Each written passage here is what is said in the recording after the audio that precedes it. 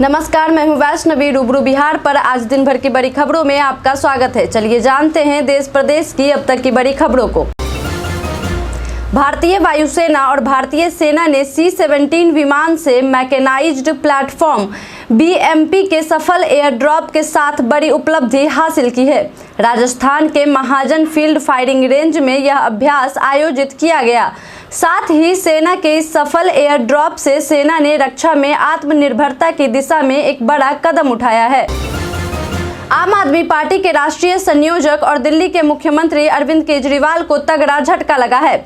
दरअसल तिहाड़ जेल प्रशासन ने मुख्यमंत्री को उनकी पत्नी सुनीता केजरीवाल से जेल में मुलाकात रद्द कर दी है।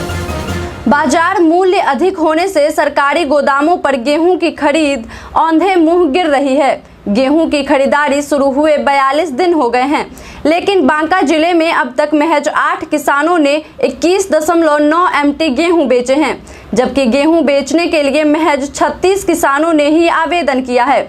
अगर उत्पादन को देखा जाए तो इस बार यहां पर गेहूं की अच्छी पैदावार हुई है। सुप्रीम कोर्ट ने उच्च न्यायपालिका में न्यायाधीशों की नियुक्ति संबंधी कॉलेजियम प्रणाली को समाप्त करने का अनुरोध करने वाली याचिका को सूचीबद्ध किए जाने पर विचार करने से सोमवार को इनकार कर दिया। पीएम मोदी ने कहा, मैं 3 चीजें चाहता हूं। पहला, हर घर का बिजली पर होने वाला खर्च 0 हो जाए। दूसरा, हम अतिरिक्त बिजली को बेचकर पैसे कमाएं। तीसरा, हम ऊर्जा के मामले में आत्मनिर्भर बनना चाहते हैं, क्योंकि इलेक्ट्रिक व्हीकल का जमाना आएगा। कर्नाटक में पीएम मोदी ने जमकर कांग्रेस पर हमला बोला। उन्होंने कहा कि पिछले 10 वर्षों में मोदी ने हर उस वर्ग की चिंता की है जिसे कांग्रेस ने बदहाली का जीवन जीने पर मजबूर किया था। उन्होंने कहा कि राज्य में कट्टरपंथी ताकतें मजबूत हुई हैं। दिन दहाड़े ब्लास्ट होता रहता था। सुरजीत भल्ला प्रधानमंत्री की आर्थिक सलाहकार परिषद के सदस्य और अंतर्राष्ट्रीय मुद्रा कोष के कार्यकारी निदेशक रह चुके हैं। उन्होंने एक साक्षात्कार में कहा कि वर्तमान सरकार ने प्रौद्योगिकी का अधिकतम उपयोग करके लाभार्थियों तक कल्याणकारी योजनाओं का लाभ पहुंचाने में चमत्कार कर दिखाया है। पिछले कुछ वर्षों में वितरण प्रणाली में अभूतपूर्व परिवर्तन आया है। सरकारी वितरण प्रणाली में काफी सुधार हुआ है। पीएम नरेंद्र मोदी ने नेटवर्क 18 के एडिटर इन चीफ और मैनेजिंग डायरेक्टर राहुल जोशी को दिए गए एक एक्सक्लूसिव इंटरव्यू में कांग्रेस के मैनिफेस्टो पर जोरदार हमला बोला है। उन्होंने कहा, मैंने पहले दिन ही घोषणा पत्र पर टिप्पणी कर दी थी। घोषणा पत्र देखने के बाद मुझे लगता है कि इस पर मुस्लिम लीग की छाप है। मुझे लगा कि मीडिया चौंक जाएगा, लेकिन वे वही कहते रहे जो कांग्रेस ने पेश किया है। लोकसभा चुनाव की सियासी बाजार के बीच दिल्ली में कांग्रेस को बड़ा झटका लगा।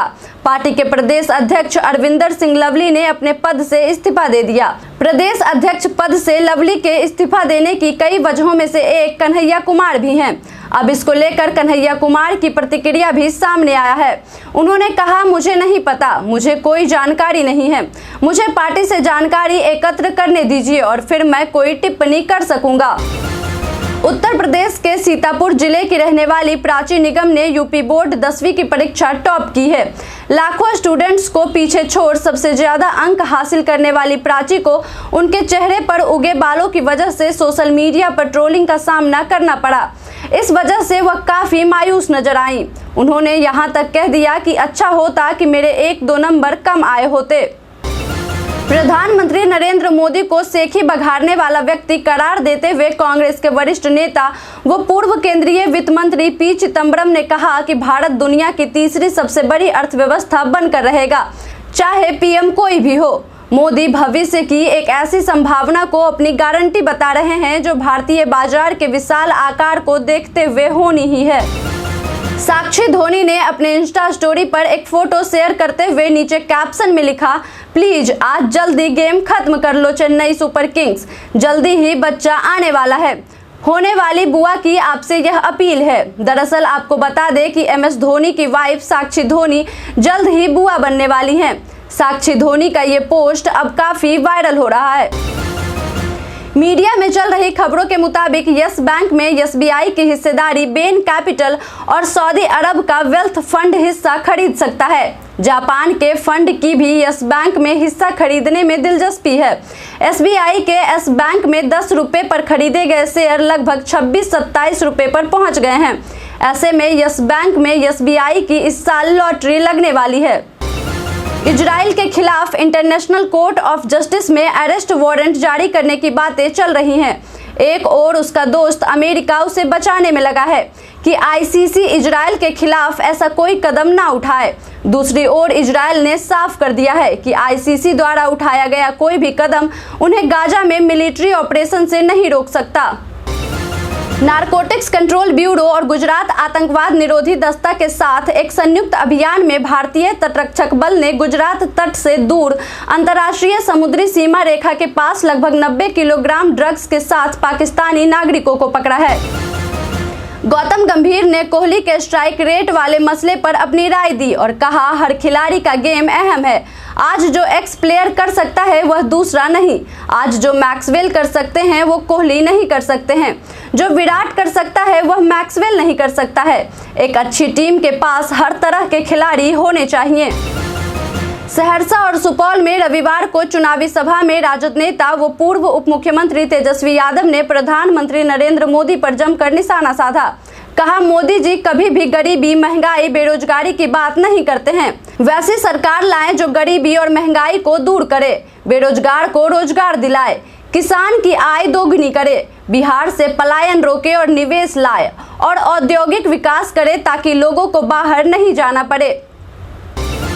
माहिरा खान मशहूर सिंगर अरिजीत सिंह के लाइव कॉन्सर्ट की वजह से चर्चा में आ गई, जिसमें अरिजीत ने एक्ट्रेस से सबके सामने माफी मांगी। वीडियो में अरिजीत कहते हैं कि देवियों और सज्जनों, माहिरा खान मेरे ठीक सामने बैठी हैं।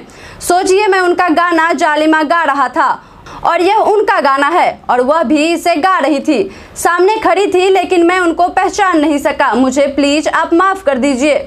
मैम, आपका आभार और बहुत बहुत धन्यवाद।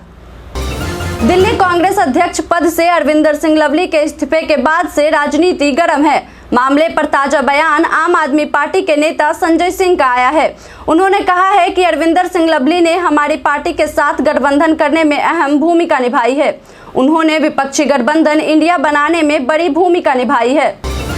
रेलवे अधिकारी अब देश भर में चलने वाले सभी लोकोमोटिव इंजनों में काम करने वाले लोगों की निगरानी crew video and voice recording system की तीसरी आंख से करेंगे, जो पूरी तरह से विमान में लगे ब्लैक बॉक्स की तरह होगा। इस सिस्टम के तहत इसके लोग रेलवे इंजन चलाते समय 24 घंटे ड्राइवरों के प्रदर्शन पर नजर रखेंगे और उनकी बात भी सुनेंगे।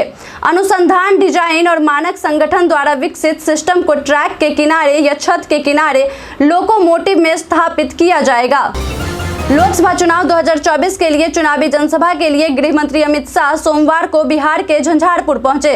अमित शाह बीते 20 दिनों के अंदर तीसरी बार बिहार पहुंचे हैं। उन्होंने मिथिलांचल के लोगों को प्रणाम करके अपना संबोधन शुरू किया। सीता माता को नमन करते हुए अमित शाह ने जब अपने संबोधन को शुरू किया तो विपक्ष पर ताबड़तोड़ हमले शुरू कर दिए। आज छपरा में लालू यादव की बेटी और सारण से आरजेडी उम्मीदवार रोहिणी आचार्य ने नॉमिनेशन फाइल कर दिया है। इसको लेकर भाजपा की तरफ से तरह तरह की बयानबाजी की जा रही है। उप मुख्यमंत्री सम्राट चौधरी ने कहा कि हम लोग बिहार के 40 में से 40 सीट को जीतने का काम करेंगे। राजद नेता और बिहार के पूर्व उप मुख्यमंत्री तेजस्वी यादव ने दावा किया कि भाजपा के लोग डिप्रेशन में हैं। उन्होंने लोकसभा चुनाव में 400 से अधिक सीटों के लक्ष्य वाले भाजपा के नारे का संदर्भ देते हुए टिप्पणी की कि फिल्म भी फ्लॉप हो गई है। तेजस्वी यादव ने कहा, 400 की फिल्म फ्लॉप हो चुकी है। बीजेपी के लोग डिप्रेशन में हैं। बिहार में वोटिंग प्रतिशत काफी कम रहा है। चिराग पासवान ने इसकी असली वजह बताई है। मीडिया से बात करते हुए चिराग ने कहा कि महागठबंधन के वोटर्स के बीच कोई उत्साह नहीं है। एक तरफ एनडीए में नेता है, नेतृत्व है और नीति है, वहीं महागठबंधन का कैडर इनके लिए क्यों घर से निकलेगा। पहले चरण के चुनाव में महागठबंधन का कोई भी नेता प्रचार करने नहीं गया, तो कांग्रेस और वाम दलों का कैडर क्यों निकलेगा। सारण जिले के मशरक से 3 बार विधायक रहे तारकेश्वर प्रसाद सिंह को हत्या एवं अपहरण मामले में उम्र कैद की सजा मिली है। कोर्ट ने पानापुर थाना क्षेत्र के तुर्की निवासी शत्रुघ्न प्रसाद गुप्ता के 1996 में अपहरण के बाद हत्या मामले में शामिल होने को दोषी पाया। छपरा के एमपी एमएलसी कोर्ट ने इस मामले में उन्हें दोषी ठहराते हुए आजीवन कारावास की सजा सुनाई है। आज के लिए इतना ही। जिन लोगों ने हमें कमेंट किया था उनका नाम है गंगा प्रसाद, पप्पू कुमार, मोहम्मद महबूब, अतिश श्रीवास्तव, सालू कुमारी, एमडी वसीम। अब बढ़ते हैं आज के सवाल की ओर। आज का सवाल है कि आप अपने क्षेत्र में होने वाले मतदान को लेकर उत्साहित हैं? आप अपना जवाब हमें हमारे कमेंट सेक्शन में लिखकर जरूर बताएं। आज के लिए इतना ही। धन्यवाद।